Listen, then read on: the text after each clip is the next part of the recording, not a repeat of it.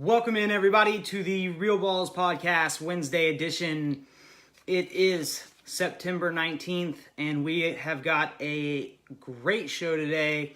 I'm going to be going over all kinds of cool stuff, but it will affect the pro shops, but it'll also affect the regular bowlers as well, because it'll kind of cover what is important and what's not when it comes to used bowling balls, as well as whether the used bowling ball market could have further repercussions for everybody. But I want to start off with some bowling news and congratulate the P.W.B.A. players who will be competing tonight on the telecast for the Tour Championship in Richmond. We've got Shannon O'Keefe, Kelly Kulik, Danielle McEwen, and Maria Rodriguez. They will be competing tonight, 8 p.m. CBS Sports. Make sure to check it out. Maybe it's NBC Sports, but I'm pretty sure it's CBS. But yeah, CBS Sports, check it out. I'm sure it's going to be a good show. When you have the best talent in the world, and not just the best talent in the world, but the best of the best talent in the world. When you have all those people put together to battle out one tournament, and then the winner, or they take the top four and then they're bowling on TV, you're going to get the four best bowlers in the world. And so that's going to be really cool to see. I think it's going to be exciting. And I'm sure there'll be a ton of emotion and everything else, just like the PWBA brings in every time. And I think the PBA will start to bring that in as well. But the PWBA, although the rev rates may not be as high and the ball reaction may not be quite as exciting, the pure raw emotion is just fantastic. But I want to dive into something that I think affects everybody, and it affects everybody in a different way. If you're a consumer, it can be great. It can also be bad. If you are a pro shop, depending on how you look at it, it can be a crisis or epidemic, or it could be an opportunity.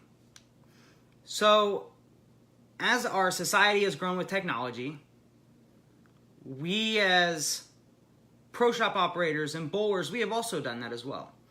And so what I'm going to be talking about most of the day, or most of the show, is the used ball market, or as I call it, the used ball crisis, because that's what I hear from so many people. But I don't necessarily think it's a crisis, or at least for pro shops. I think it can be a great opportunity. But there's multiple ways to look at this, and I'm going to start basically by first breaking down ball plugging for pro shops. And if you're a bowler who likes to buy used balls and do a lot of used ball swapping and trading and everything, pro shops really should consider this. So I want you to consider this the next time your pro shop operator plugs a ball and you get a great deal on it. Ideally, if we broke down what it costs to plug a ball, if we said, we want our plug rate, we want our resurfacing rate to smooth everything back out, and then we want our drill fee. Because remember, once you get a plugged ball, that drill fee, you've got a blank ball there. That'd be no different than somebody bringing in a ball from the internet and saying, hey, drill my ball, please. And I say, okay, it's $60. So ideally, if I charge somebody $40 or $50 for a full plug on a ball, now I have to fully plug that ball. You're talking about days of work. I got to plug the thumb hole, wait, turn it. If I want to do it well, I could do it like shit. But if I want to do it well, it's going to take time. Then when I'm done, I got to cut it down, which is also can be a hassle. But I then have to resurface or smooth everything out. And now I've got a blank ball. So now I've got a resurfacing fee and a plug fee. Now, my plug fee is $50 for a full plug. My resurfacing fee is $25. So I normally would make $75 to do what I've done so far. But the drilling fee is what really gets me. That's what really catches my eye, is the fact that when I have that blank ball now I'm expected to put holes in it as part of that plug package. Well, my drilling fee is $60. So if my blank drilling fee is $60 and I am plugging a ball, the whole thing for 50, I'm not even, I mean, I'm paying for my drilling fee, or just the plug, basically. So when you break it down into what a plug should be, if you broke it down by the labor prices, you're looking at $125 to $135. Now, obviously, no one would pay that, which is why it's not done. But that is a huge area that can be increased in a way that can affect pro shops in a positive way. But I also have the fact that it can help the bowler who likes to get used bowling balls. First of all, typically there's two types of people who get a lot of used bowling balls. And you know those people out at league who are always pedaling off a ball nonstop. They like to buy them new. And then what they'll do is they'll say, oh, it's only got 5 games on it. They throw it in a Facebook group or whatever they do.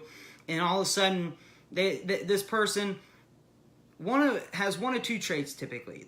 They are somebody who is always looking for or wanting to try something different. Try the new thing, but don't want to spend all the money. Or they're new to the game and they don't necessarily understand what they're buying and what the costs are going to be to get that product to fit their hand.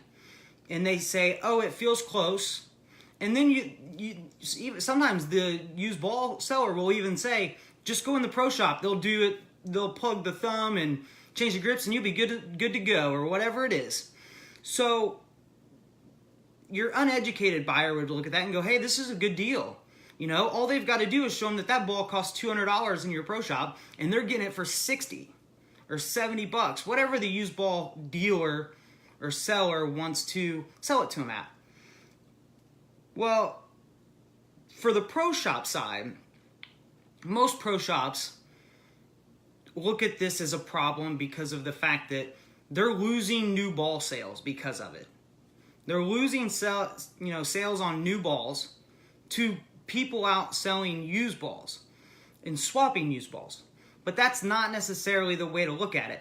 The reason they look at it that way, they look at it, one, for new balls. And I can tell you right now, the profit margin in new balls, when they sell it to them, could actually end up being less than what I'm going to propose. So problem one, the pro shops that have been ignored, or the pro shops that have been doing these used balls, that are complaining about the fact that they're not making any money, you're actually enabling them in half the cases because your plug rates are too low. So a lot of times a customer will walk in with a new ball, and I've seen this in shop after shop after shop, and they'll say, hey, I have this used ball, I want to get it to fit me. And if as long as one bowler is right-handed and the other bowler is right-handed, what they'll do is they'll plug the thumb and they'll change the grips out. That way they can adjust the span and the thumb pitch, and then the fingers, they'll just change the grips to fit. And they'll say, okay, well, the thumb plug is $15 and grips are $10. That's $25. Now, what you've just done there is you've actually cost yourself money as a pro shop in multiple ways. That's the problem. But you've also hurt your customer. And this is where it benefits the bowler and not the pro shop. So what really should have happened in this instant is you tell the person, the customer that comes in with the used ball, that we can't do that. We can't just plug the thumb and move the grips. Why? Why can't we do that? One, because the layout and the axis will no longer be in line. Okay? The span is going to change. If it wasn't, we wouldn't bother plugging it. But two, you've hurt the fact that it no longer really is for them. You can say it's for them, but it's not. Their PAP is not figured in there. And at the same time, the finger pitches are not going to be correct. So therefore, not only have they been duped into buying a used ball that maybe, always supposedly has 5 games on it, maybe the first day, the first day he goes out, those 5 games, sucks, goes down and tries it again and he still sucks. Maybe he just sucks. That could be the problem. But the fact of the matter is that there's no magic ball out there, but there's people out there who think there are. Okay? When you find the only magic set of balls is right here. Okay? So I can tell you right now, there's no magic set out there that's going to suddenly make you a great bowler if you suck. Practice. That's the way it used to go. Practice, practice, practice. But no one wants to practice anymore. But I'm getting off topic. Okay? You got me talking about my balls. You got me talking about practice. I sound like Allen Iverson, for God's sakes. We're talking about practice. But anyway, the pro shops are actually costing themselves money and hurting the bowler. If you want to help the bowler and you want to look at this as not an epidemic, but an opportunity. So rare does an opportunity come across where you can actually help the customer and make more margin than you are now at the same time. Typically, it's usually a sacrifice of one or the other. So we have an opportunity here to say, hey, we're going to make sure that you didn't get duped, that this ball doesn't suck, basically. We are going to do everything in our power to make it for you, to make your ball work for you with your specs. We're going to set it to your PAP and axis. We're going to set all the finger pitches to you. We're going to make sure that it works for you. And in the process, you're going to be compensated for your work for a full plug, for grips, for slugs, and now suddenly your margins can compete with any new ball that you sell.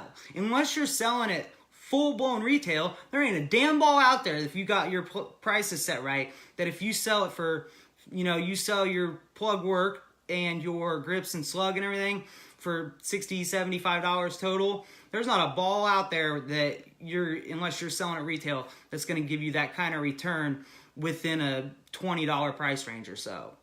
Okay, so the fact of the matter is it all starts with setting your plug rates right.